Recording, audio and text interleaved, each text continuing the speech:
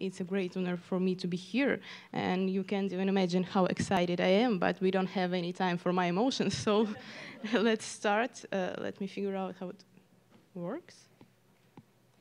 It works. Okay, it works. Great. So, when we say a Ukrainian forced migrant, as a rule, in our imagination, we have a woman with a kid, or kids, or elderly parents, or all together. But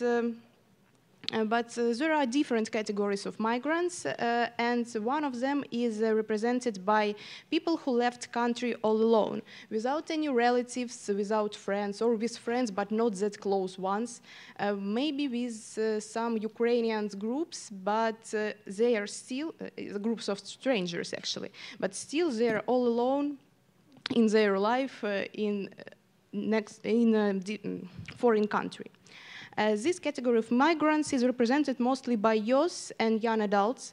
This is the most active category of population in economic framework. They are young specialists, they are students, graduate students with a high level of mobility and independence. They are those people who can potentially restore the economy of post-war Ukraine or develop the economy of host countries. We can consider this category of population as one of the most vulnerable category of migrants, just in case they're in a foreign country and they don't have any moral and emotional support in its tangible form, actually. Of course, like family forced migrants, solo migrants face the problems of loneliness, isolation, communication, uncertainty, etc., etc. But due to their solo status, these problems can have different accents and different solutions, actually.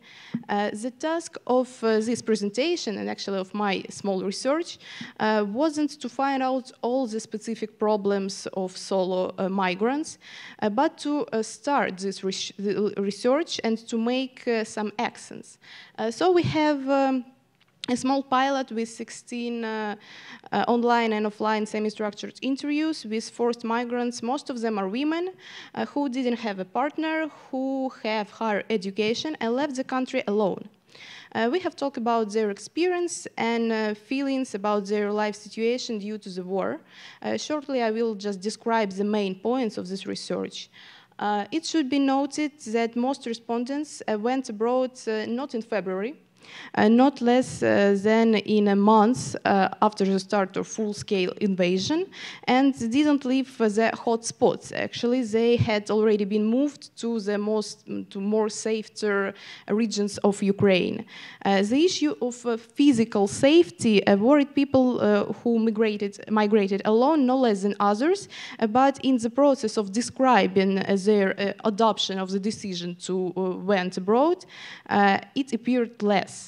The reason for this migration most often were in inability to continue economical activities in Ukraine. It's a physical inability to live at home, and it's the need to have greater economic support for their family who left in Ukraine. At the same time, the decision was made abruptly, and I didn't want to the most common answer to the question, why did you decide? Talking about the difficulties of adaptation, our respondents had reflection of on what was more difficult and more was easier for them than for those people who went out of the country with their families. In both cases, they indicated the concept of responsibility. It is easier to be responsible only for your own life, but on the other hand, it is much more harder to not have a person with whom you can divide this responsibility. Also, a family, even we are talking about like a woman with only one child, can provide a feeling of normality in a new, total, unnormal for everybody reality. Work, of course, is taking the main place in solo migrants' life, and most of our respondents have it online, I mean in Ukraine, which is good. But they're trying to find something in a host country. The biggest problem for them is the language barrier, but respondents don't have children and they have higher education, and it's open for them work opportunities other than physical work. But they should understand that they will find themselves in a very, very competitive environment that will provide them with new additional challenges. The most sensitive topic, it's not surprisingly, became the topic of social environment and creating new social ties. We are talking about two types of social environment. It's online, which connected them with families, home, friends, and so on, and offline. Connection with relatives and friends became rare, and the explanation what forced migrated persons found out is that people in Ukraine have a lot of their own problems, and they don't have the time for their solo migrated issues. Solo migrants feel guilty and don't insist on this communication, which is really needed for them. On the other hand, new social ties are hard to create due to the three main reasons. People don't know local language, its cultural difference, and unwillingness to create any deep connections like friendship in host countries. Talking about romantic relationships, migrants mostly were saying that they don't want to create anything with anybody in the host country.